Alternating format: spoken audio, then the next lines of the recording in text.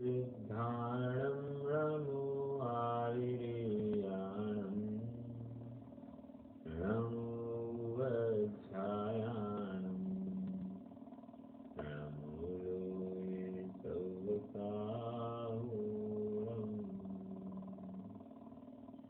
मङ्गलं भगवान् वीरो मङ्गलं गौतमो गणी मङ्गलं कुन्दकुन्दार्यो जैनधर्मोऽस्तुमङ्गलम् सर्वमङ्गलमाङ्गल्यं सर्वकल्याणकारकं प्रधानं सर्वधर्माणां जैनं जयतु शासनम् जैनं जयतु शासनम्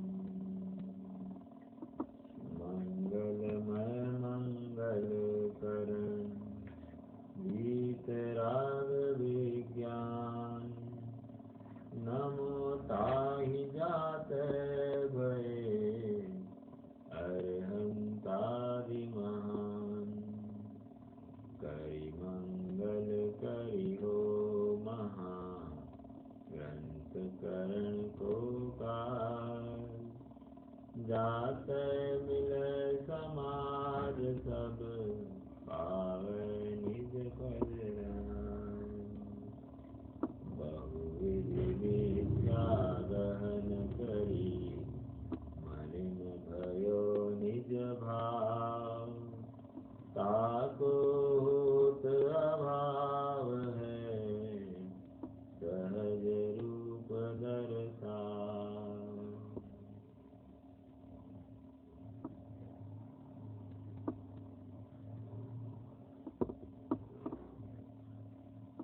विविध मत समीक्षा कहो अन्य मत समीक्षा इस मोक्ष मार्ग ग्रंथ के पंचम अधिकार के माध्यम से हम कर रहे हैं और विविध मत समझकर ऐसा बिल्कुल भ्रम नहीं पालना कि इस संबंधी मुझ में कोई भ्रम नहीं होगा, क्योंकि बिल्कुल संभव है कि हम में भी ऐसी कोई गलती छुपी हुई होगी और यदि वो हो तो हमको उसे स्वीकार करके उससे दूर करना चाहिए।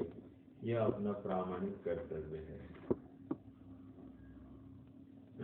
ज्ञान योग मीमांसा का प्रकरण चल रहा है, अर्थात योग मीमांसा की बात थी, उसमें भक्ति योग मीमांसा और ज्ञान योग मीमांसा। भक्ति योग मीमांसा में हमने देखा निर्गुण भक्ति और सगुण भक्ति, ये दो प्रकार की भक्तियां हुई। और अब ज्ञान योग मीमांसा में यहाँ पर ये निश्चयाभास तुल्य ये भी कैसे मोक्ष मार्ग को साधता है या उसका कैसा विचारधारा चलती है उसका निरूपण यहाँ पर कर रहे हैं। और जितने भी चल रहे हैं वो एकांत से वो विषय कषायादिक या शरीर आदि को अपने से भिन्न कहकर एकदम स्वच्छंद हो रहा है, तो उसको पंडित साहब ने उसकी चिंतन का निराकरण किया है। अब पृष्ठ क्रमांक 120 पर थोड़ा सा प्रकरण अब थोड़ा सा हल्का सा चेंज हो रहा है, मोड़ ले रहा है। अब तक जो चल रहा था कि उसके परिणामों की बात चल रही थी और उसके परिणाम किस प्रकार गलत है तो सिद्ध कराए। अब यहाँ से वो जो साधना के नाम पर क्या क्या करता है उसकी बात चलेगी। अत्यंत रोचक प्रकरण है और मुझे लगता है कि हम और आप भी कहीं न कहीं इससे प्रभावित होते हुए देखे जाते हैं। सो इस विषय को भी समझना अत्यंत जरूरी है। हो सकता है हम में भी ऐसी कोई गलती होगी। ठीक है, पृष्ठ क्रमांक 120 पर हूँ मैं, सबसे नीचे का पैराग्राफ। तथा कई जीव पवन आदि साधना करके अपने को ज्ञानी मानते हैं। मुझे बताइए, मतलब आपको आज के डेट में अपने इर्द गिर्द में सब पवन आदि की साधना करने वाले कितने ज्ञानी दिखाई देते होंगे? बहुत सारे हैं। ये प्राणायाम क्या है? प्राण का आयाम। प्राण मतलब क्या? श्वासोश्वास, उसको प्राण कह रहे हैं। उसको आयाम देना। आयाम मतलब क्या? लंबाना। तो कह रहे श्वास को लंबाकर कोई साधना या कोई सिद्धि करना, ये इसी को क्या कहते हैं? इसी से स्वयं को ज्ञानी मानते हैं। तो ऐसी भी एक ज्ञान योग मीमांसा की एक विचारधारा है, जो इनकी सिद्धि के माध्यम से अनेक रिद्धियां भी प्रकट कर लेते हैं और फिर जादू टोना आदि भी करा सकते हैं। देखो, तथा कई जीव पवन आदि की सिद्धि करके अपने को ज्ञानी मानते हैं। वहाँ ईड़ा, पिंगला, सुषुम्ना रूप नासिका द्वार से पवन निकले, वहाँ वर्णाधिक भेदों से पवन ही की पृथ्वी तत्वादि रूप कल्पना करते हैं। थोड़ा सा समझते हैं। What is Ida? देखो, वे ऐसा मानते हैं कि अपनी स्पाइनल कॉर्ड है ना, स्पाइनल कॉर्ड में से ऐसी 3 नाड़ियां निकलती है और वे निकल कर कहाँ जाती है? अपने मस्तिष्क में जाती है। तो ऐसे कंटिन्यूस एक पाथ है उसकी, और उस पाथ में 6-7 चक्र मानते हैं वे लोग। तो कह रहे कि वहां से एक नाड़ी जो निकलती है वो लेफ्ट साइड में चलती है, लेफ्ट नाक के माध्यम से जाती है और वो कंट्रोल करती है राइट ब्रेन को। एक नाड़ी जो है वो राइट नाक से निकलती है और वो कंट्रोल करती है लेफ्ट भाग को। तो जो राइट साइड से, लेफ्ट साइड से निकली है उसको कहते हैं ईड़ा। ईड़ा को ही चंद्र नाड़ी कहते हैं। और राइट साइड वाली जो है उसको पिंगला कहते हैं, और जो बीच में से चलती है उसको सुषुम्ना कहते हैं। सुषुम्ना इज वो एक बैलेंस है। तो कहते हैं कि ईड़ा में प्रॉब्लम होगा तो किसी प्रकार के विकार इस जीव में शीत जाति के विकार पाए जाएंगे। पिंगला में कुछ विकार होगा तो उष्ण जाति के कुछ विकार पाए जाएंगे। तो ये इनका बैलेंस बिठाना बहुत जरूरी है। तो इससे इसको लेकर शरीर एकदम स्वस्थ बना रहता है। बट यहाँ पर क्या कह रहे हैं? यहाँ ईड़ा, पिंगला और सुषुम्ना रूप नासिका द्वार से पवन निकले, वह वर्णादि भेदों से। व्हाट इज वर्णादि भेद? जैसे धातु होते हैं ना, धातु, ख कह दिया, ख। ख मतलब क्या?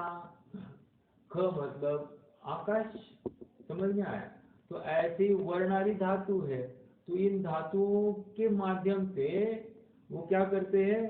पवन ही की पृथ्वी तत्वादि रूप कल्पना करते हैं, कल्पना करते हैं उसकी।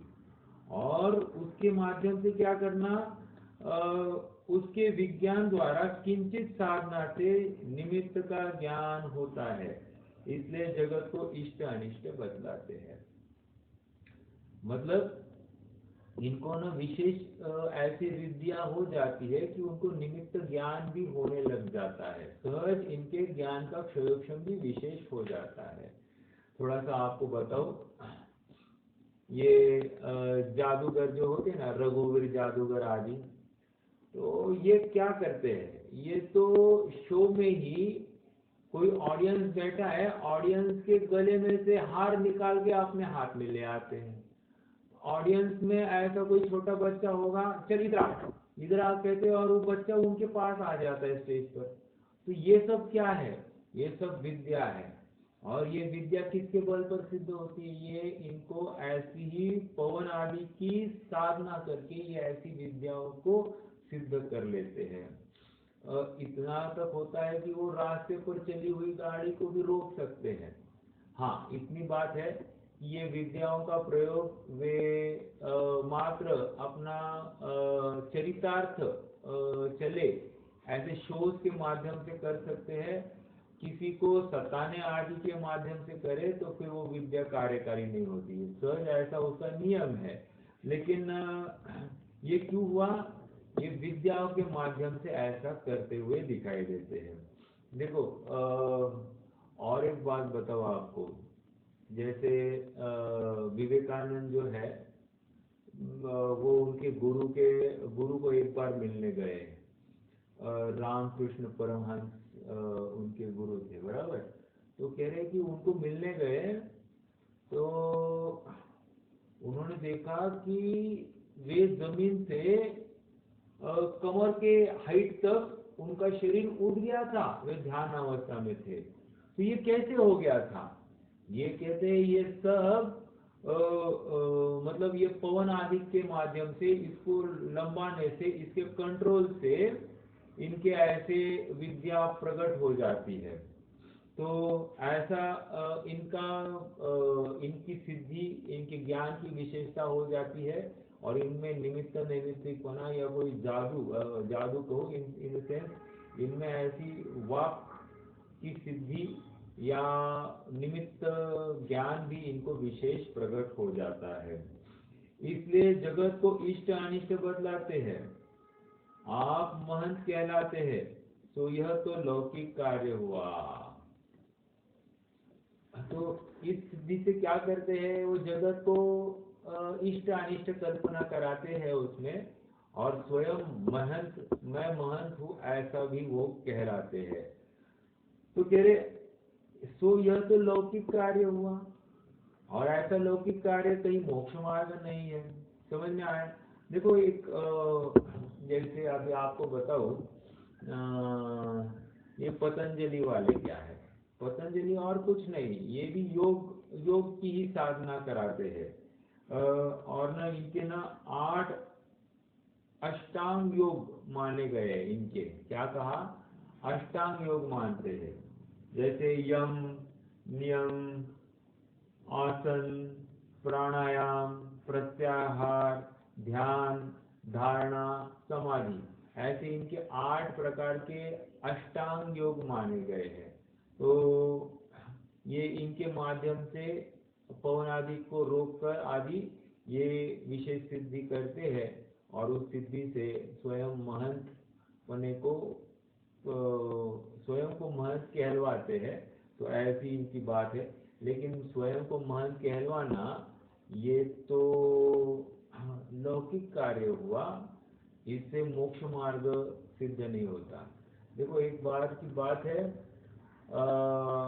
ये श्रीमद राजचंद्र जो थे, उनको किसी कार्यक्रम में चीफ गेस्ट के रूप में बुलाया था, और वहां पर किसी व्यक्ति ने 12 चीजों का अवधान किया था। अवधान किया था मतलब 12 चीजें उनके सामने बताई जाएगी, और उन 12 चीजों को क्रम से अक्रम से वे कथन करेंगे। तो ये 12 का अवधान हो गया था। तो इसको देखकर राजचंद्र भी एकदम प्रभावित हो गए। तो उन्होंने क्या किया? उन्होंने घर आ गए, उन्होंने स्वयं से भी उन्होंने ऐसे 12 का अवधान करके देखा, हो गया। फिर 42 का किया, वो भी हो गया। फिर उन्होंने डायरेक्ट 100 का अवधान किया, 100 का अवधान स्टेज मतलब पब्लिक शो किया, और वो भी हो गया। फिर अंग्रेज इतने प्रभावित हो गए कि उन्होंने विक्टोरिया के सामने ये अवधान करने की बात रखी। तो उन्होंने पहले तो स्वीकार कर दिया, उसके बाद में उन्होंने मना कर दिया। उन्होंने ये सोचा कि ये ज्ञान किसी महत्वपने के लिए नहीं है। अगर ये ज्ञान का क्षम की विशेषता मेरी पाई जा रही है, तो इससे मैं लौकिक कार्य में प्रवृत्ति नहीं करूंगा, मैं तो अपना आत्म कल्याण करूंगा। देखो ज्ञान तो है, और उससे उनको ऐसी निमित्त ज्ञान की सिद्धि थी, वे बादलों को देखकर कि अब क्या होने वाला है तो बोल देते थे, मतलब भविष्यवाणी भी कर सकते थे। तो इससे क्या हो सकता है? अपने आप लोक में अपनी महंतता फैल जाती है। लेकिन उन्होंने वैसा दुरुपयोग नहीं किया, और उन्होंने फिर वो किसी को कुछ कहना भी उन्होंने बंद ही कर दिया था, क्योंकि एक बार ऐसी भी घटना हो गई थी उनके जीवन में कि उन्होंने किसी को बोल दिया तेरे 8 दिन की आयु बाकी है, और वो सचमुच मर गया। तो इसको लेकर सामने वाले को लगा कि इन्होंने ही उसे मार दिया, आदि आदि जो कोई बात होगी। तो ये सब इसलिए उन्होंने ऐसे भविष्य आदि कहना बंद कर दिया था।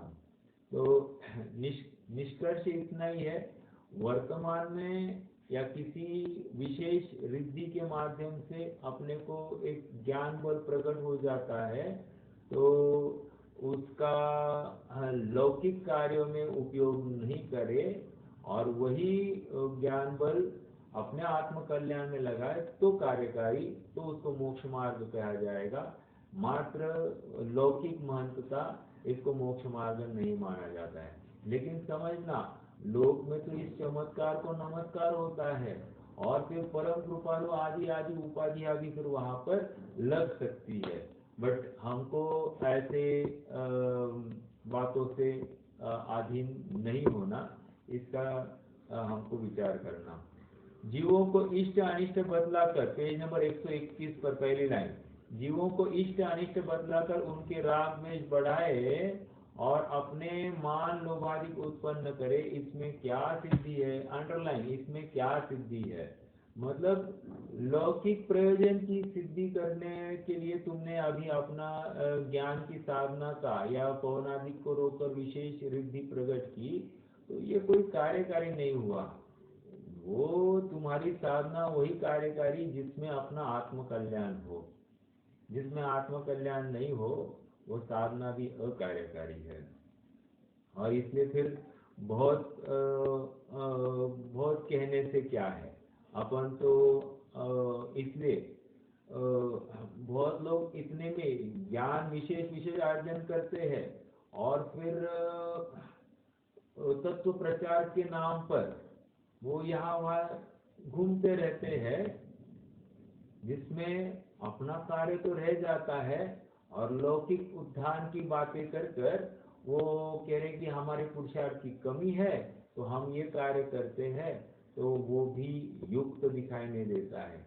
अगर तुम्हें कोई ज्ञान की बात, उत्कृष्ट बात समझ में आई है, सुन ली है, और उसका अवलंबन करके पहले तो अपने में एप्लीकेशन आना चाहिए था, और जैसे ही वो एप्लीकेशन अपने में आ जाए तो फिर सहज कार्य बने तो करे, हो जाए, उसके लिए ज्यादा भागदौड़ करना जरूरी नहीं है।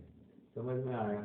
तो ये पहला बिंदु इस प्रकरण का ये हुआ कि पवनादिक की साधना करना। ठीक है।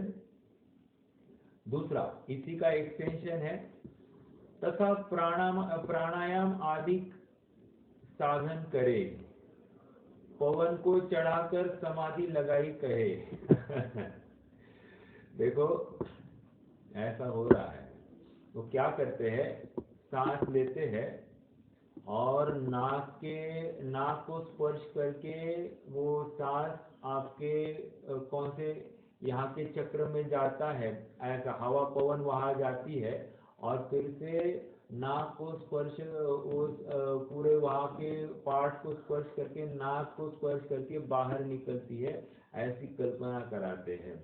तो प्राणायाम आदि साधन करे, पवन को चढ़ाकर समाधि लगाई कहे। समाधि लगाई कहे मतलब क्या? वो उस क्रिया में इतने तल्लीन हो जाते हैं, कषाय भी इतनी मंद हो जाती है कि उनको लगता है कि ये साधना ही हो गई, ये समाधि ही हो गई है, अर्थात अनुभव के समीप हम पहुंच गए हैं, ऐसा उनको भाषित होता है। क्योंकि इतनी कषाय की मंदता है, उनको लगता है कि बस अब हो गया, अंदर से एकदम रोमांच भी आ जाता है। जैसे अपने यहाँ पर भी अनुभव के काल में फिर रोमांच आता है, ऐसे उनको भी होता है। समझ में आया? लेकिन कह रहे पवन को चढ़ाकर समाधि लगाई कहे, तो यह तो जिस प्रकार नट साधना करके हस्तादिक से क्रिया करता है, उसी प्रकार यहाँ भी साधना द्वारा पवन से क्रिया की, हस्तादिक और पवन यह तो शरीर के अंग है, इनके साधना से आत्महित कैसे सदेगा।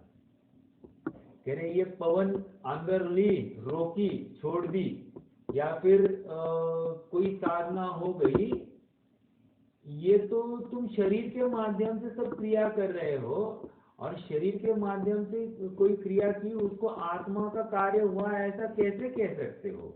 वो तो शरीर में जो कुछ कम ज्यादा होना है तो हो जाएगा, इससे आत्मा का क्या लाभ हुआ या मोक्ष मार्ग कहाँ हुआ। तो ये भी तुम जो बात करते हो प्राणायाम की, प्राणायाम आदि साधन करे और उसमें पवन चढ़ाए, तो ये भी कुछ विशेष कार्य करे नहीं। तत्किम, उससे क्या हुआ, उससे मोक्ष मार्ग तो नहीं हुआ। हो सकता है लौकिक रिद्धि हो गई। देखो मैं आपको एक बात घटना बताता हूँ। एक व्यक्ति स्वामी विवेकानंद के पास आया और उनको कहा कि मुझे आपको कुछ बताना है। बोला ठीक है बोलो। तो कहने आज नहीं, कल सुबह जब आप वॉकिंग करते हैं उस समय मैं आपको मिलूंगा, नदी के तट पर वो वॉकिंग करने जाते थे तो वहाँ मिलूंगा और मैं वहाँ पर आप उससे कुछ बात करूँगा। ठीक है कहा।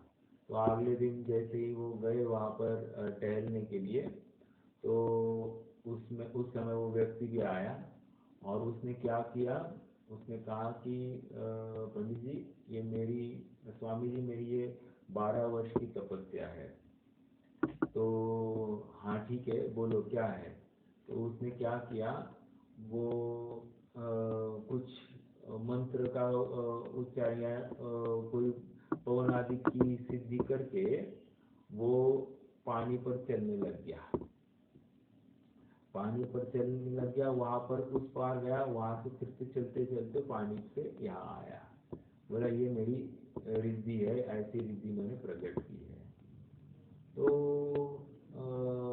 विवेकानंद जी ने कहा, बहुत उपेक्षा की उसकी, इसमें क्या है। उन्होंने कहा जो 2 रुपए का काम था वो उसके लिए तुमने 12 वर्ष बर्बाद किए। 2 रुपए का काम मतलब, अरे नाविक के साथ नाव में बैठ जाता तो 1 रुपया जाने के लिए 1 रुपया आने के लिए, 2 रुपए का काम था और उसके लिए तुमने 12 वर्ष बर्बाद कर दिए, कोई कार्यकारी नहीं हुआ। कहने की बात इतनी है कि ऐसे चमत्कार के कार्य ठीक है होते हुए दिखाई देंगे, विरोध नहीं है उसका, लेकिन इससे आत्म कल्याण नहीं होगा, ये समझना है। और आज या मतलब जहां तहां देखो श्वास के रोकने और श्वास की साधना करके ही आत्म सिद्धि की प्राप्ति करने की कल्पना की जा रही है। देखो मैं एक बार मेरा यहाँ पर एक बहुत जाने माने डॉक्टर है, अभी तो मालूम नहीं कितने जाने माने हैं, लेकिन मेहता हॉस्पिटल है देखो यहाँ पर, तो वे भी उनसे मिलना हुआ मेरा। तो वे कहने लगे कि मैं साधना करता हूँ। कैसे साधना करते हो। तो उन्होंने कहा कि मैं जब श्वास लेता हूँ तो मैं ऐसे विचार करता हूँ कि मुझ में सम्यक दर्शन, सम्यक ज्ञान, सम्यक चारित्र आ रहा है, और जब मैं श्वास छोड़ता हूँ तो मैं ऐसा विचार करता हूँ कि मुझ में से मिथ्या दर्शन, मिथ्या ज्ञान, मिथ्या चारित्र जा रहा है। मतलब श्वास के साथ सम्यक दर्शन आना और श्वास जाने के साथ में सब मिथ्या दर्शन जाना, ऐसी थोड़ी कोई कल्पना से काम होता है। वो श्वास की क्रिया ये तो शरीर आदि की क्रिया हो गई, और शरीर में ना सम्यक्त्व है ना मिथ्यात्व है। वो तो सम्यक मिथ्यात्व तो तुम्हारी आत्म की परिणति है, उसका तो भान नहीं है, और इन बहिरंग क्रियाओं के माध्यम से व्यर्थ की कल्पना करता है।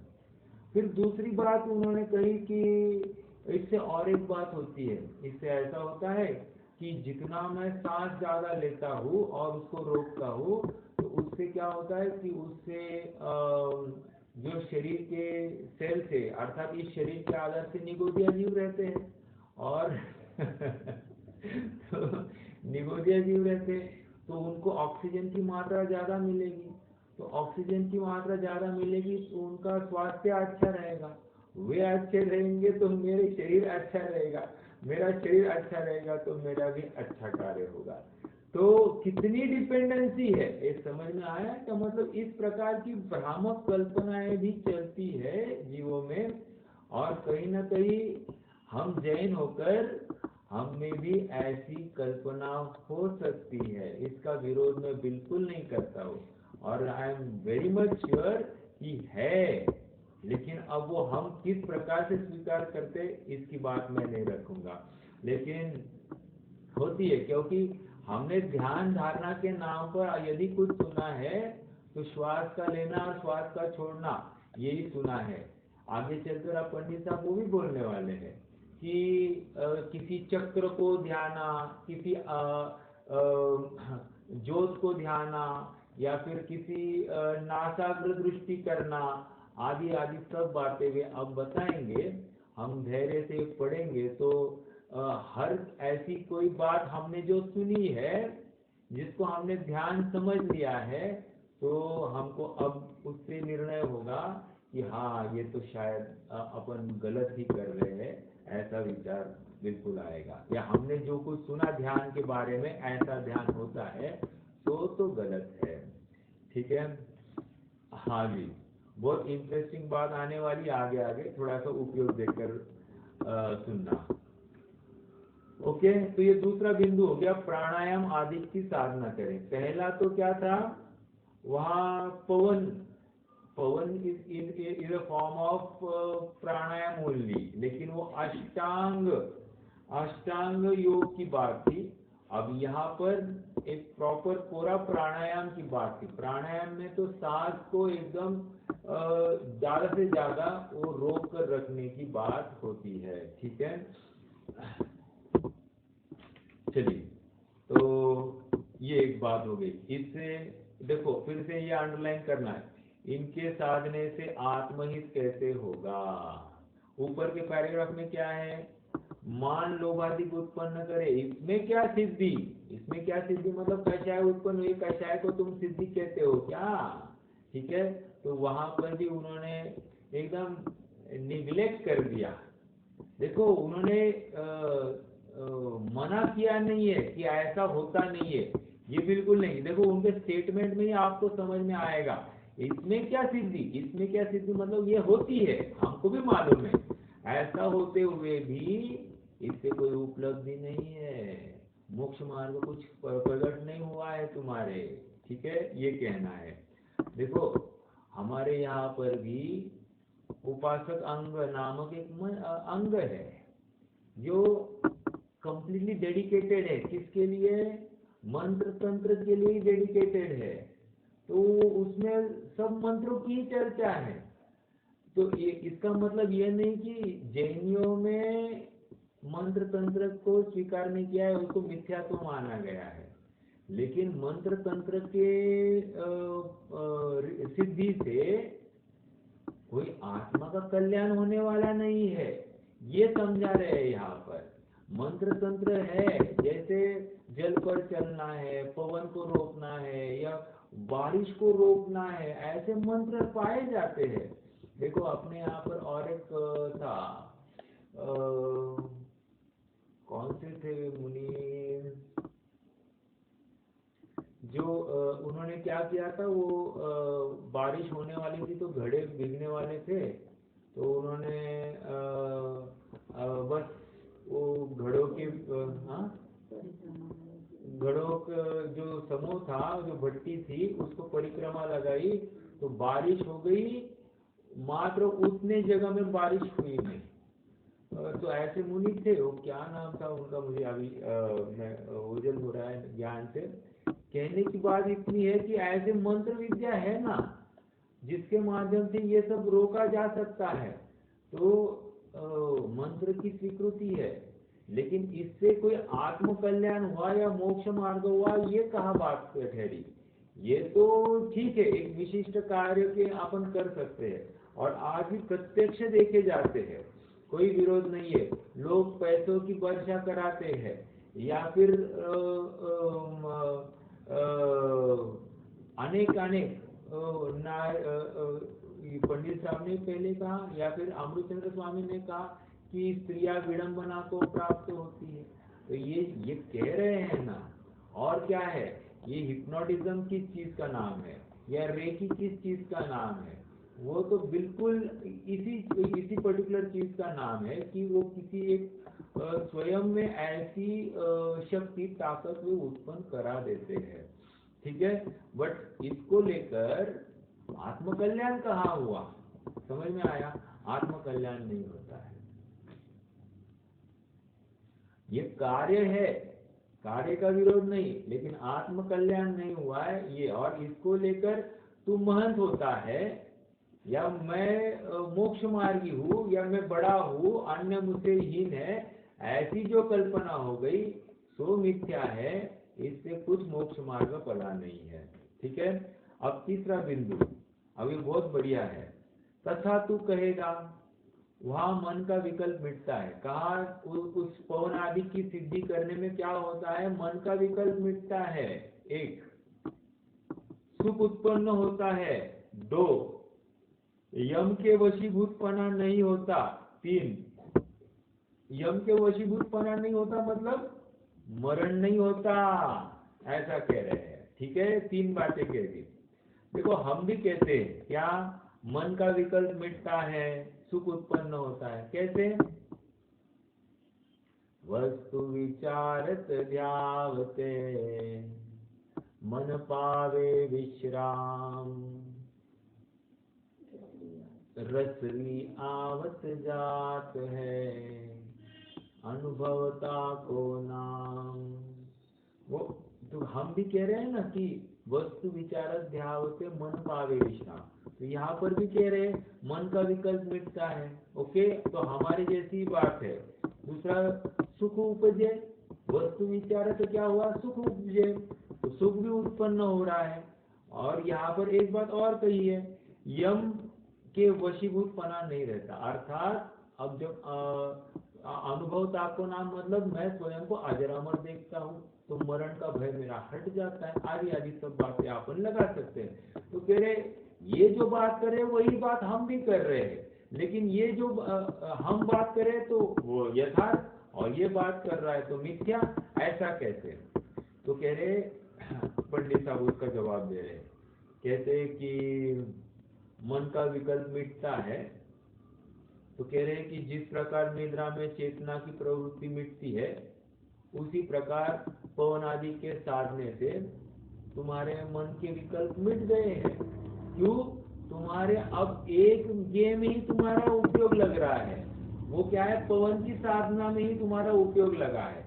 इसलिए अब नाना प्रकार के विकल्प, जहाँ अनेक विकल्पों में उलझा था, वहां से हटकर मात्र उस पवन के आने जाने में ही तुम कंसंट्रेट कर रहे हो, और उसके रुकाए रखने में तुम कंसंट्रेट कर रहे हो। तो इसका मतलब मन का व्यापार अपने आप एक जगह पर केंद्रित होता है, और इसलिए वो कह रहे कि मन विश्राम को पाया जैसा ही हो गया है। ओके, देखो आइए पढ़ते हैं। वहां मन का विकल्प मिटता है। एक, सुख उत्पन्न होता है। दो, यम के वशीभूतपना नहीं होता। तीन, तो यह मिथ्या है। मिथ्या है, पहले ही कंट्रोल कर दिया।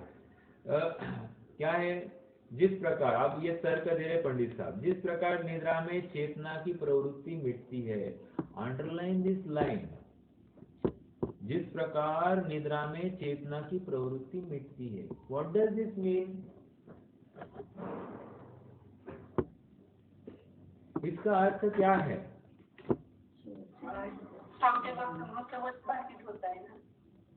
अच्छा, मृत्यु जैसा भाषित होता है। ठीक है, मतलब चेतना की प्रवृत्ति मिटती है, मतलब चेतना इतनी मंद हो जाती है कि कुछ जाननपना ही नहीं भाषित होता है। देखो, इस बिंदु को थोड़ा सा मैं आपके ज्ञान में लाता हूँ।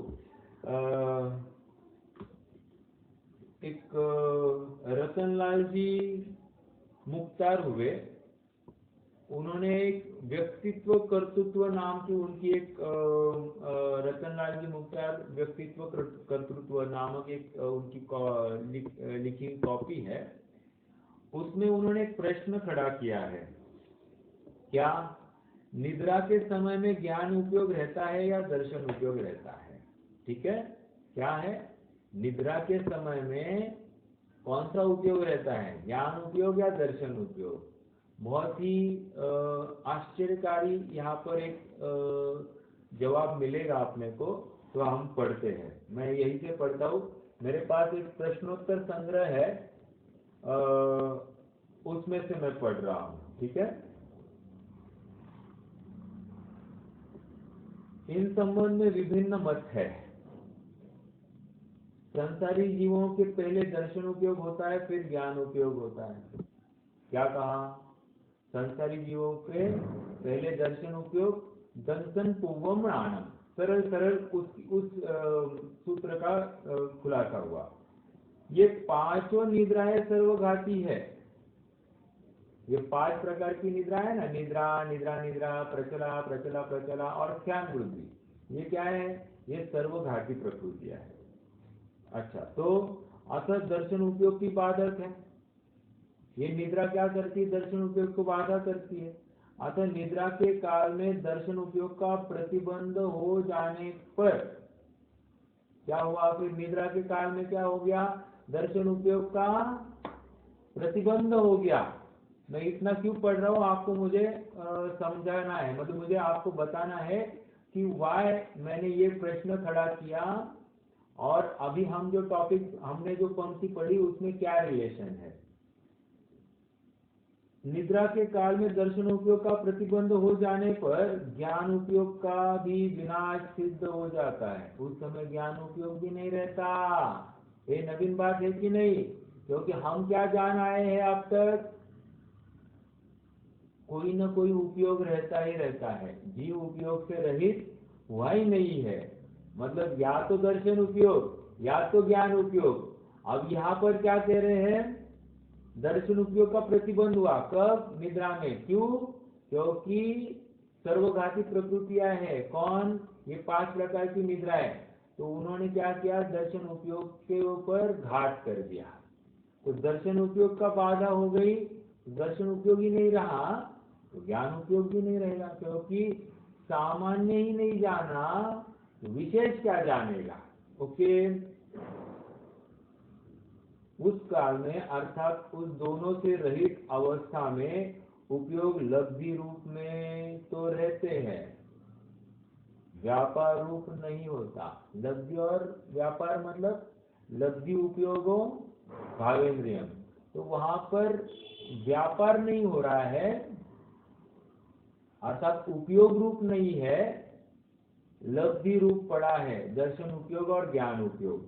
तो इसलिए प्रगट पर्याय के ही अंश है, लेकिन वो ज्ञान व्यापार रूप नहीं है ना, इसलिए कुछ विशेष जानपना नहीं हो रहा है। ओके, इस मान्यता के अनुसार निद्रा के काल में कभी दर्शन उपयोग रहता है, कभी ज्ञान उपयोग रहता है और कभी दोनों का अभाव रहता है। ये तर्क सिद्ध कर रहे हैं। ये कह रहे कभी कभी तो कोई दर्शन उपयोग भी नहीं रहता, ज्ञान उपयोग भी नहीं रहता है। एक बात ये हो गई। अब दूसरा, धवलाकार का कथन बता रहे हैं। धवलाकार ने तथा गोमटसार जीव कांड में लब्ध्य पर्याप्तक के भी ज्ञान उपयोग अथवा दर्शन उपयोग कहा है। लब्ध्य पर्याप्तक मतलब एक श्वास में 8-10 बार शूद्र जीव, ठीक है, उसको भी दर्शन उपयोग या ज्ञान उपयोग होता है। अर्थात आत्मा में उपयोग की परंपरा बनी रहती है। इस कारण उस उपयोग का लक्षणपना बन जाता है, उपयोगो लक्षणम। आत्मा के भी उपयोग का सर्वथा अभाव मान लिया जाए तो जड़ आत्मा पीछे से स्मरण नहीं कर सकता। इस प्रकार निद्रादि अवस्थाओं में भी उपयोग का अस्तित्व निश्चित रूप से सिद्ध होता है। ये दूसरी विवक्षा है। एक विवक्षा में क्या कहा कि या दर्शन उपयोग या ज्ञान उपयोग या एक भी उपयोग नहीं, लब्धि रूप पड़ा है उपयोग। और दूसरे कथन में धवलाकार या गोमटसार जीवकांड वालों के अपेक्षा यहाँ पर ये कह रहे हैं कि नहीं, कोई ना कोई एक उपयोग रहेगा ही रहेगा, नहीं कहेंगे तो जड़ जैसा हो जाएगा। अब ये जो जिन्होंने प्रश्नोत्तर संग्रह किए रतनलाल जी बैनेडा, तो वो अब क्या कह रहे देखिए। यद्यपि उपरयुक्त दो मत है, फिर भी दोनों मतों में भेद नहीं है। प्रथम मत वाले आचार्य पंडित रतनचंद जी मुख्तार निद्रा के काल में जीव को उपयोग रहित या जड़ नहीं मानते। उनका कथन है कि उस काल में उपयोग लब्धि रूप रहता है, व्यापार रूप नहीं रहता, अतः जीव के जड़ होने का प्रश्न नहीं उठता। वो भी वही कह रहे, जीव जड़ नहीं होता, लेकिन निद्रा के काल में जैसे हमने देखा कि निगोरिया जैसा एकदम अचेत जैसा हो जाता है, ये कारण वही है क्योंकि उस समय में ज्ञान व्यापार या दर्शन व्यापार नहीं पाया जा रहा है, या कभी कदाचित पाया भी जाता होगा, लेकिन जब नहीं पाया जाता तो वो क्या होता है, वो कह रहे लब्धि रूप है। तो लब्धि रूप है इसका मतलब वो पर्याय है ना, उसका परिणमन हुआ, उसका ज्ञान हमको नहीं हुआ। क्यों नहीं हुआ? क्योंकि अवग्रह यह अवाय धारणा हुआ ही नहीं। तो ज्ञान कब होगा? धारणा तक आएगी बात तब ये जानेगा, नहीं तो क्या जानेगा? कुछ नहीं जानेगा। तो दर्शन उपयोग भी नहीं है। वैसे दर्शन उपयोग जानने में आता ही नहीं है, लेकिन ज्ञान उपयोग भी जानने में नहीं आता। समझ में आया? तो ये इतनी बात मैंने क्यों कही? तो इसलिए ये यहाँ पर जिस प्रकार निद्रा में चेतना की प्रवृत्ति मिटती है, ये आप कोरिलेट कर पा रहे हैं क्या? ये उनका भी वही कथन है कि चेतना की प्रवृत्ति मिट गई, अर्थात जड़ जैसा हो गया, लेकिन वहां पर वो जो चेतना है वो लब्धि रूप पड़ी है, उपयोग रूप नहीं है, व्यापार रूप नहीं है, इसलिए वो जड़ जैसा ही हमको भाषित होती है। समझ में आया? जिस प्रकार निद्रा में चेतना की प्रवृत्ति मिटती है, अब ये तर्क दे रहे हैं, उसी प्रकार पवन साधने से यहाँ चेतना की प्रवृत्ति मिटती है। मतलब क्या? पवन की साधना करने से वो इतना एकत्रित एक अपने उपयोग का करता है उस पवन के ऊपर, तो उसको सब कुछ भूल जाता है। मतलब हर चीज का अब उसका कोई उपयोग कहीं नहीं रहा है। वो कह रहे हैं कि सारी चेतना की प्रवृत्ति मिट जाती है। मतलब इतना वो एकाग्र हो जाता है उस पर्टिकुलर पवन के ऊपर लक्ष्य केंद्रित करने में। भाई जी पूछना था। हाँ, जितने तीव्र निद्रा रहेगी उतने तीव्र दर्शनावरण कर्म का ये रहेगा। बराबर। बंध उदय को, हाँ, बंद उदय, अपन निद्रा हो रही है तो ये वर्तमान में उदय रूप है। हाँ, और उसके साथ साथ जीव गाफिल है तो उसको बंद हो रहा है, राइट। हाँ, तो वो जब निद्रा में नहीं है, जागृत अवस्था में है, तो उस समय भी तो दर्शनावरण भी होता। तो उस समय और इस समय में डिफरेंस क्या रहा है? अपनी चर्चा हुई है। देखो ऐसा है कि ये 5 निद्रा है ना, इनका उदय प्रत्येक समय में रहता है जीव को। ओके, अच्छा, अभी आपने को निद्रा का उदय है क्या? हाँ, निद्रा का उदय चल रहा है। मतलब निद्रा निद्रा निद्रा निद्रा प्रचला प्रचला प्रचला और स्यांगुद्धि, इन सबका अपना उदय चल रहा है। ओके, ऐसा होते हुए भी हमको कार्य नहीं दिखाई दे रहा। क्यों नहीं दिखाई दे रहा? क्योंकि अभी कार्य तभी दिखाई देता है जब उदीर्णा होती है, अर्थात निद्रा या निद्रा निद्रा या प्रचला प्रचला प्रचला या स्यांग वृद्धि की उदीर्णा होगी, उस समय में अपने को वो कार्य दिखाई देगा। सोने रूप जो जीव निद्रा में पाया जा रहा है वो कार्य हमको उदीर्णा में दिखाई देता है। तो उदय अलग चीज है और उदीर्णा अलग चीज है। अलग चीज in the sense, Uday is मंद उदय और उदीर्णा इज तीव्र उदय। ठीक है, तो कार्य उदीर्णा में दिखाई देता है, ये समझना। ठीक है, ओके। हाँ जी, जिस प्रकार निद्रा में चेतना की प्रवृत्ति मिटती है, उसी प्रकार पवन साधने से यहाँ चेतना की प्रवृत्ति मिटती है। मतलब वहां पर सेंसेशन नहीं रहा ना कुछ, निद्रा में कैसा है, एकदम निश्चिंत है, वहां पर कुछ भी उसको कहीं उपयोग ही नहीं है, कहीं ध्यान गया नहीं है, एकदम अचेत जैसा हुआ है। वैसे ही पवनादि की साधना करेगा तो इतना एकाग्र हो जाता है कि सब जगह से हट जाता है। ओके, तो चेतना की प्रवृत्ति मिटती है, वहां मन को रोक रखा है, कुछ वासना तो मिटी नहीं है, कह रहे हैं ठीक है मन रुक गया है, वी एक्सेप्ट, क्योंकि मन पावे विश्राम, मन को कंट्रोल किया है, लेकिन वहां पर तुम्हारी वासना मिटी नहीं है, अभी भी अभिप्राय में विषय कषाय या राग द्वेष पाए जा रहे हैं। ठीक है, वासना तो मिटी नहीं है, इसलिए मन का विकल्प मिटा नहीं कहते। इससे इसका मतलब तुम्हारा मन का विकल्प मिटा नहीं है। ठीक है, मन कंट्रोल में है लेकिन विकल्प मिटा नहीं है, क्योंकि मन अभी भी उस पवन के ऊपर एकत्रित अपना उपयोग कर बैठा है। ठीक है, दूसरा, चेतना बिना सुख कौन भोगता है, इसलिए सुख उत्पन्न हुआ नहीं कहते हैं।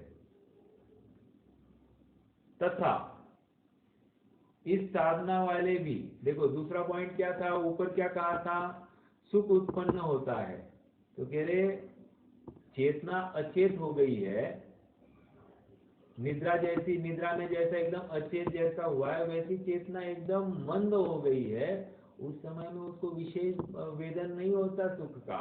समझ में आया? ठीक है, तो कह रहे चेतना बिना सुख कौन भोगेगा, उस समय चेतना ही नहीं है तो सुख कैसे भोगेगा। जागृति में सुख भोगा जा सकता है, जब अचेत जैसा हो जाता है उसमें कहाँ सुख भोगेगा। ठीक है, फिर आगे, इसलिए सुख उत्पन्न हुआ नहीं कहते। तो वी डोंट अग्री कि तुम्हें सुख हुआ है वहां पर। ये समझ में आया क्या तर्क? बहुत जबरदस्त तर्क है, आपको थोड़ा विचार करना पड़ेगा इस बिंदु के ऊपर। तथा अब तीसरा तर्क क्या था, यम के वशीभूतपना नहीं रहता। यम मतलब मृत्यु, तेरे जितने पवनादिक करते हैं तो फिर 300 300 400 400 500 500 साल रहते हैं, तो अभी भी हिमालय में जाएंगे तो आपको 300 400 साल के जीव दिखते हैं, तो ये क्यों दिख रहे हैं? कह रहे यम का वशीभूतपना आया। तो कह रहे ऐसा तुम्हारी सोच गलत है। क्यों? क्योंकि अभी इनको अग्नि में जलाओ, मरेंगे नहीं, मरेंगे, तो इसका मतलब यम का वशीभूतपना पाया जाता है। समझ में आया? देखो, चेतना बिना सुख कौन भोगता है, इसलिए सुख उत्पन्न नहीं हुआ नहीं कहते। तथा इस साधना वाले तो इस क्षेत्र में हुए हैं, उनमें कोई अमर दिखाई नहीं देता। अमर मतलब मरा ही नहीं, ऐसा दिखाई नहीं देता। अग्नि लगाने से उसका भी मरण होता दिखाई देता है, इसलिए यम के वशीभूत नहीं है, यह झूठी कल्पना है। अगेन अंडरलाइन, झूठी कल्पना है। समझ में आया?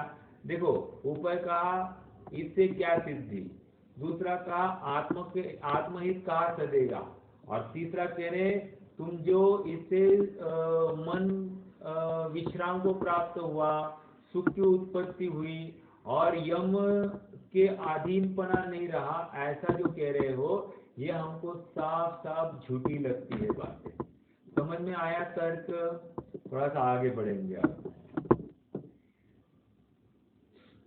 अब ये, और देखो अभी उत्तरोत्तर उसका आध्यात्म का जोर और इंटेंस होते जा रहा है, और कहीं ना कहीं अपना आध्यात्म भी इसी लेवल पर उत्तरोत्तर तीव्र होता हुआ अंदर प्रवेश कराता है। हाँ, तो ऐसा बिल्कुल नहीं समझना कि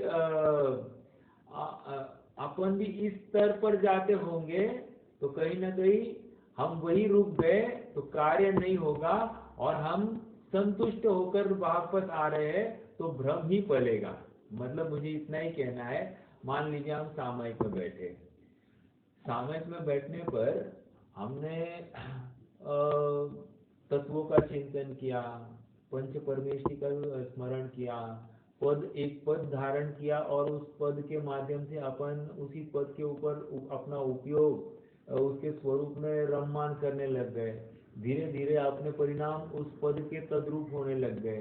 फिर वो पद से भी हमने अपने उपयोग को हटाकर बराबर वैसा ही अपना स्वरूप है जो जानन वाला है, जानन वाला है, शुद्ध हम शुद्ध हम शुद्ध हम ऐसा कहकर अपने शुद्ध तत्व में स्थित होने का प्रयास किया। और फिर अपने शुद्ध तत्व में प्रयास कर रहे हैं और वहीं पर संतुष्ट हो गए, क्योंकि वहां पर एक थोड़ी सी आनंद जैसी एक भाव वासना होने लगती है, क्योंकि कषाय अत्यंत मंद हो जाती है। तो इसको लगता है कि हाँ ओके। तो कह रहे हैं कि ये भी तुम्हारी भूल है, या फिर उसको लगता है कि एक सुगंध बहने लग गई है, या फिर उसको लगता है कि एक अंतर ध्वनि ही चालू हो गई है और एकदम आनंद आ रहा है, वो ध्वनि एकदम सुरीली है और वो ध्वनि में उसको आनंद आने लगता है। ऐसी उसको एक भाव भासना होने लगती है। देखो आपने किसी ने मुन्ना भाई एमबीबीएस देखा होगा तो मुन्ना भाई एमबीबीएस जो था उसको स्टोरी के अंत में वो कोई डॉक्टर है, वो डॉक्टर ने उसको कोई रोग से पीड़ित हुआ बताया, ठीक है। भले ही वो कार्य अच्छा कर रहा था लेकिन उसको किसी रोग से पीड़ित हुआ बताया। निष्कर्ष इतना है कि दिन रात जब एक ही चीज का विकल्प रहता है तो उस विकल्प में इतना वो हावी हो जाता है वो विकल्प कि उसको लगता है कि हो गया हो गया हो गया, और वो प्रीमैच्योरली अपने को आत्मानुभवी ऐसा मानना चालू कर देता है। प्रीमैच्योरली, प्रीमैच्योरली क्यों? क्योंकि उसको धगस लगी है। देखो मैं अन्यथा नहीं लेना, एक स्टेटमेंट करता हूँ। ये कांजी स्वामी थे ना, वे क्या करते, उन्होंने ऐसा स्टेटमेंट किया था कि जब मैं सोता हूँ ना, मुझे ओम ध्वनि मेरे कानों पे गूंजती है, कहते हैं ओम ध्वनि। तो उनके भोले भक्तों ने इसको बहुत हाइप कर दिया इसका, और उनको ओम ध्वनि, उनको ओम ध्वनि मिलती है, सुनाई देती है। तो ये सब फालतूगिरी है। फालतूगिरी क्यों कह रहा हूँ मैं, उनके इसको नहीं, देखो ऐसा होता है कि ज्यादा सोचता है जीव कभी कभार तो उसको ऐसा भाषण हो जाता है, ठीक है। तो इसमें बहुत कैरी फॉरवर्ड नहीं हो जाना। हाँ होगा, एक वो एक अपने परिणाम को मंद कषाय की लेवल को मैच हो रहे हैं, लेकिन इसका मतलब ये नहीं कि वहां पर उनको सुनाई दे रहा है। देखो मैं दिन भर चिंतन करता हूँ ओम ध्वनि का, कि भगवान की ध्वनि कैसी चलती होगी, कैसे वो ओंकार करते होंगे, और वो ओंकार नाद आता है मेरे कर्णों पर टकराते हैं और मुझे अपनी भाषा में वो सर्ववाणी समझ में आ जाती है। तो वो दिन भर वो समोशरण में वो ऐसा विचार करके कोई जीव बैठा होगा, तो उसको वेरी नेचुरल कि वो अन्य समय में भी उसको ऐसा लगता है कि ओम ध्वनि चल रही है। समझ में आ रहा है? मैं उनके पौरुष को या उनके किसी बात को विरोध नहीं कर रहा हूँ, लेकिन उनके भक्त जो है वो इस पॉइंट को जिस प्रकार हाइप करते हैं सो योग्य नहीं है। भक्तों को क्या फायदा हुआ, उनको अगर मान लीजिए वो सुनने में भी आई होगी, भक्तों को क्या फायदा हुआ? तो कुछ फायदा नहीं हुआ। तो क्या मतलब है इसका प्रोपोगंडा करने से? और मोक्ष मार्ग जो है यह अपने लिए सीमित होता है। मान लीजिए मुझे सम्यक तो हो गया, तो मैं गांव भर डिंडोरा पिटाते नहीं घूमूंगा, मैं सम्यक दृष्टि हुई, मैं सम्यक दृष्टि हुआ। अरे ये सबसे पहला मिथ्या दृष्टि है। ओके, कोई ऐसा डिंडोरा नहीं पिटता है। यहाँ तो जो निधि पाकर निज वतन में गुप्त रहजन भोगते, क्यों ज्ञानी जन भी ज्ञान निधि पा, क्या है वो, जो निधि पाकर निज वतन में गुप्त रहजन भोगते, क्यों ज्ञानी जन भी ज्ञान निधि परसंग तज के भोगते, परसंग तज के भोगते, पर को बुला बुला कर उनको कभी भी कहते नहीं है मैं सम्यक दृष्टि हूँ। देखो ये बहुत इंपॉर्टेंट बात है, समझना इस बात को। और कोई कहता है मैं सम्यक दृष्टि हूँ तो हमको क्या समझना, हमको इतना ही समझना ज्यादा से ज्यादा ये चरणानियों वाला सम्यक दृष्टि इसको समझना। ओके, क्योंकि और वो भी उसका आचरण आदि देखकर, बिना देखे खुद भी आप किसी को भी सम्यक दृष्टि घोषित करोगे तो काम नहीं होगा, क्योंकि आजकल डिक्लेयर करने वाले भी बहुत निकले हैं। तो हमको बिल्कुल सतर्क रहकर हर चीज का परीक्षण करना है और फिर अपनी मान्यता को पुष्ट करना है, क्योंकि यहाँ वहाँ माथा टिकाने की बात नहीं है। हाँ जी, तो अब थोड़ा सा प्रकरण को आगे बढ़ाते हैं।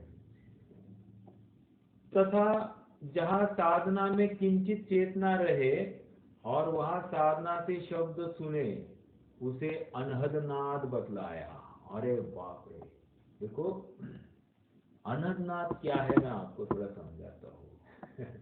देखो मैंने ये पढ़ने के लिए या समझाने के लिए ना, मैंने थोड़ा सा YouTube पर थोड़ा सर्च किया और ज़्यादा नहीं सुना मैंने, लेकिन उनका एक क्या है, वो क्या मानते हैं उस पर्टिकुलर चीज़ को, उसका थोड़ा सा मैंने अभ्यास किया।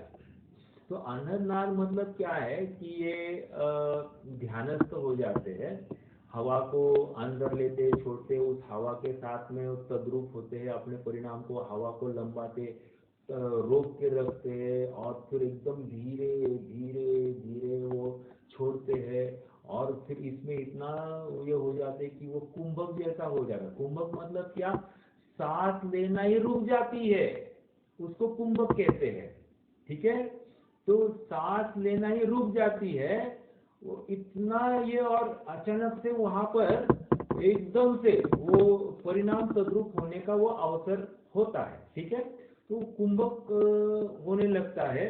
उसी समय में क्या होता है कि ये ऐसी कल्पना करते हैं कि कोई एक गूंज आ रही है, गूंज आ रही है, और उस गूंज इतनी सुहावनी है, इतनी आनंदमयी है, उनको लगता है कि आत्मा से अंतर्ध्वनि आ रही है।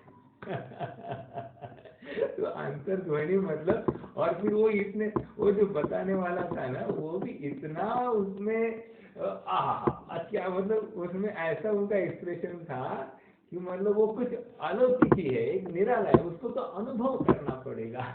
मतलब वो भी उसको एक टेम्प्ट कर रहे हैं सामने वाले को ऐसा ये करने के लिए। तो कहने की बात इतनी है कि वो ध्वनि जो आती है ना, तो ये पंडित साहब जो कह रहे हैं उनकी भाषा में पढ़ते हैं, अरे ये ध्वनि जो आ रही है ना, उसमें जैसा उसे अनहद नाद में जैसा आनंद आ रहा है ना, ऐसा आनंद तो कोई तबला बजा रहा है या गिटार बजा रहा है तो या फिर कोई आलाप दे रहा है, तो उसको जैसा आनंद आ रहा है उसको भी ऐसा ही आनंद आ रहा है जैसा इसको अनहद नाद में आ रहा है। मतलब क्या है ये, वो कह रहे एकदम नॉर्मल बात है, तू क्यों इसको बड़ी बात कर रहा है, मतलब नथिंग ग्रेट, ऐसा होता है। ठीक है, बट ये आत्मानुभव नहीं है, ये हम गारंटी से बोल सकते हैं। समझ में आया? देखिए,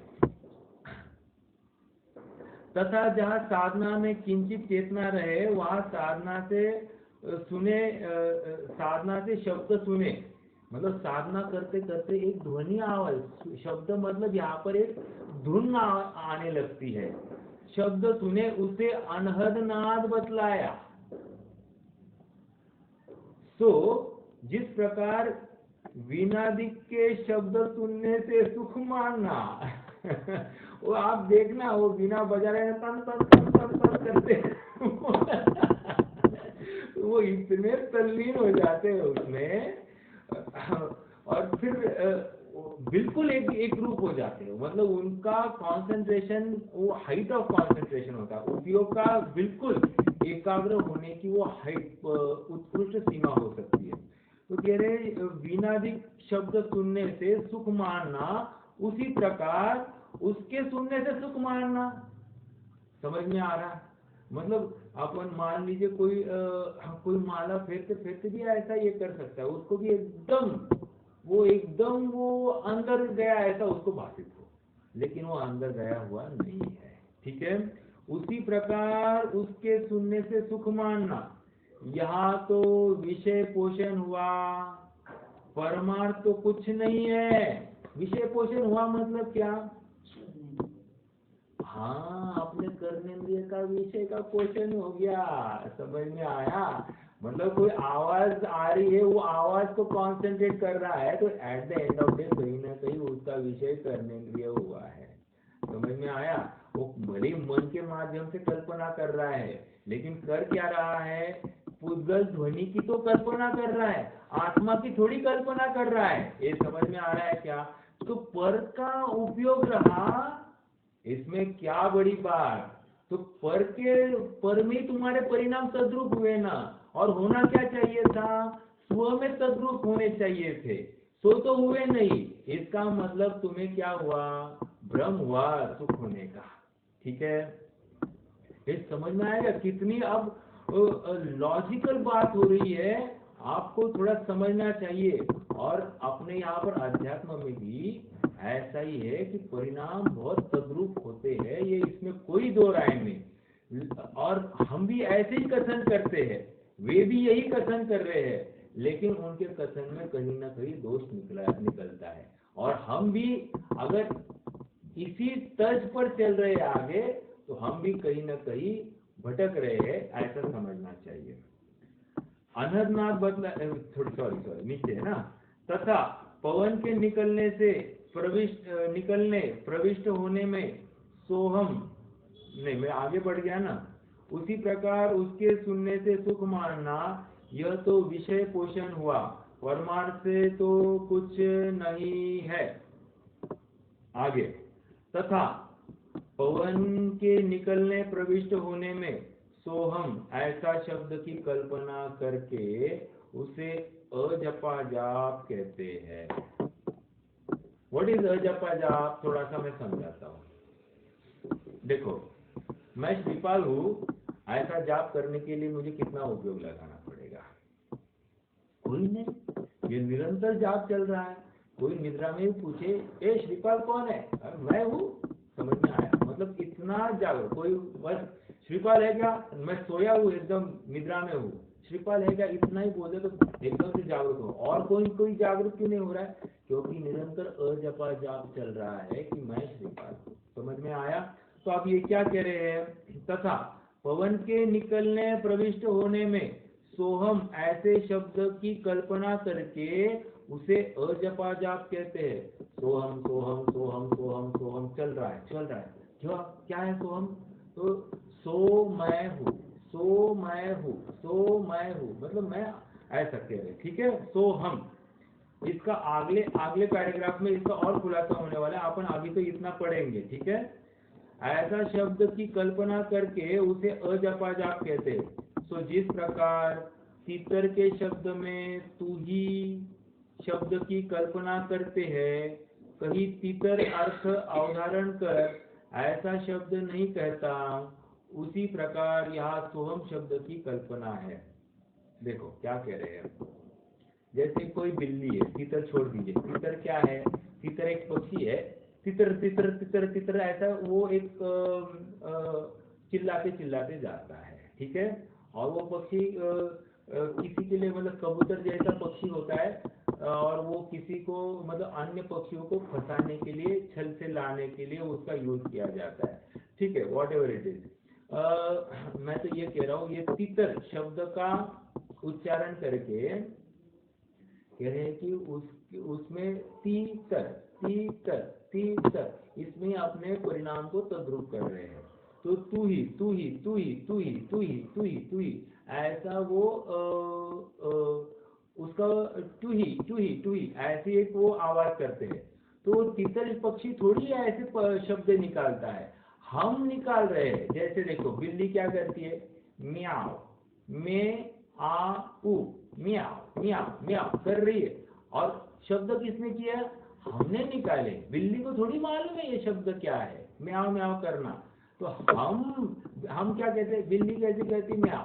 कौवा कैसे कहता है? काव काव काव करती। तो ये शब्द का उच्चारण हमने किया। और वैसे ही कह रहे हैं कि शब्द की कल्पना हम करते हैं, कहीं तितर अर्थ का अवधारण कर वो ऐसा शब्द नहीं कहता, मतलब तितर पक्षी ऐसा शब्द नहीं कहता, या बिल्ली म्याव ऐसा शब्द स्वयं उसका भाव पकड़ के वो वैसा शब्द नहीं उच्चारण करती। या कौवा काव काव जो कह रहा है तो कौवा उस शब्द को थोड़ी उच्चारण कर रहा है, उसको भाववाचन नहीं है। उसी प्रकार यहाँ सोहम शब्द की कल्पना है। तो हम जो सोहम सोहम सोहम कर रहे हैं ऐसी कल्पना भी वो तितर या म्याव शब्द के जैसी है। ये किसके साथ रिलेट करे समझ में आ रहा है क्या? मतलब वो अवधारण नहीं कर रहा है, वैसे हम भी सोहम को अवधारण नहीं करें। अवधारण मतलब क्या? चहु ओर से धारण करना। तो उसका हमको उस शब्द का उस प्राणी को शब्द का कुछ भी मायना नहीं है। उसी प्रकार हम सोहम कहकर हमको उस सोहम का कोई भी मायना ही नहीं हो रहा है। ये कह रहे हैं सोहम शब्द की कल्पना है। कुछ पवन अर्थ अवधारण करके ऐसे शब्द नहीं कहते। तथा शब्द के जपने सुनने ही से कुछ फल प्राप्ति नहीं है, अर्थ का अवधारण करने से फल प्राप्ति होती है। क्या कह रहे हैं? मात्र शब्द का जाप करो या सुनो। बहुत से लोग नमोकार मंत्र लगा के दिन भर वही सुनना चाहिए, वही सुनना चाहिए, वही सुनना चाहिए, कुछ और सुनना नहीं चाहिए। इतना वो एक उसका बहुत खिंचाव करते हैं और दिन भर वो नमोकार मंत्र का टेप चालू रखते हैं। तो कह रहे हैं मात्र शब्द के जपने सुनने से कुछ फल प्राप्ति नहीं है। क्यों? क्योंकि अर्थ का अवधारण करने से ही फल प्राप्ति होती है। शब्द के साथ अर्थ भी चाहिए। भाव भाषण नहीं हुआ तो कुछ फायदा नहीं है। मैंने कहा था ना, नमोकार मंत्र कहो और किसी को गाली दो, दोनों एक अर्थ। क्यों? क्योंकि दोनों में पर ही ज्ञान का गेय है और उसमें कुछ उपादेय या कुछ भाव भाषण नहीं हो रहा है। तो भाव भाषण से रहित कोई भी शब्द उच्चारण इज ऑफ नो यूज। समझ में आया? तो ऐसे फल प्राप्ति नहीं है। ये अर्थ का अवधारण करने से फल प्राप्ति होती है। तो ये चौथा बिंदु हो गया जिसमें चेतना के माध्यम से या पवन रोक कर वहां पर किसी ध्वनि का को सुनना और उसी में संतुष्ट रहना, या फिर कोई अजपा जाप कहना और उसी में संतुष्ट रहना, जहाँ पर भाव भाषण ही नहीं है, उसका स्वरूप कैसा है उसका निर्णय ही नहीं हुआ है, उसका फल भी यथार्थ नहीं मिलेगा और तुम गलत जगह पर ही संतुष्ट रह जाओगे और तुम वहीं पे सुख मान बैठोगे। और एक बार उस गलत जगह पर गए ना, हर बार उसी जगह पर जाओगे और वहां पर सुख मानोगे। क्यों? क्योंकि वो सॉफ्ट कॉर्नर हो जाता है। देखो क्या होता है, देखो मैं एग्जांपल देता हूँ। मान लीजिए माला फेरते फेरते किसी को कभी कभी आनंद आ गया, तो कह रहे हैं कि अब क्या हुआ, इसको वो आनंद आया ना, वो याद रहता है, वो धारणा में बैठ जाता है, स्मरण में रहता है। अब अगली बार भी ना वो याद करता है कि मुझे कैसे आत्मा मतलब वहां पर आनंद आया था। तो बराबर माल फेरते फेरते बराबर फिर से उसी जगह पर पहुंचता है और उसमें फिर से उसको आनंद आता है। अब इसकी पुष्टि हो जाती है, इसको एकदम निश्चय हो जाता है कि हाँ मुझे यहीं पे आनंद आ रहा है और उसको लगने लगता है कि यही आत्मा का आनंद है। समझ में आया? लेकिन पंडित साहब यहाँ पर कह रहे हैं शब्दों का उच्चारण करने मात्र से कोई लाभ होता नहीं है। जब तक शब्दों का अवधारण नहीं हो, भाव भाषण नहीं हो, तो फल प्राप्ति नहीं होती है। समझ में आया ये बिंदु? तो ये चौथा बिंदु हो गया। कल सोहम शब्द के ऊपर हम और विचार करेंगे, बहुत ही इंटरेस्टिंग होगा। अपन कल और इस विषय को बढ़ाएंगे। आप सबसे अनुरोध है कि विषय गरिष्ठ है और गरिष्ठ भोजन पचाने के लिए एक्स्ट्रा खाने की जरूरत नहीं है। अभी जितना अपन ने सुना है, पढ़ा है, उसको फिर से एक बार आप रिवाइज करना, तो थोड़ा सा विषय और अपने ज्ञान का गेय अच्छे से बन सकता है। विशेष लाभ होगा। और लाभ इस प्रकार का होगा कि हम विपरीत मान्यता से छूट जाएंगे, क्योंकि कहीं न कहीं ये गृहीत मिथ्यात्व है, और गृहीत मिथ्यात्व इस मनुष्य अवस्था में ही प्रकट होता है। और मनुष्य अवस्था पाकर हम गृहीत मिथ्यात्व का पालन पोषण करें तो हमने मनुष्य भाव पाना हमारा सार्थक नहीं हुआ, उल्टा हम और कर्जे में चले गए, तो ये अपने आप में अपने लिए घाटा हो जाएगा। ठीक है, तो यथार्थ निर्णय करना ये अपनी प्रथम भूमिका और अपना अहम कर्तव्य होना चाहिए। हम सब अपने कर्तव्य से नहीं चुके, यही मंगल भावना है। रुकते हैं, कोई प्रश्न है तो आप पूछ सकते हैं, नहीं तो अपन रुक जाएंगे।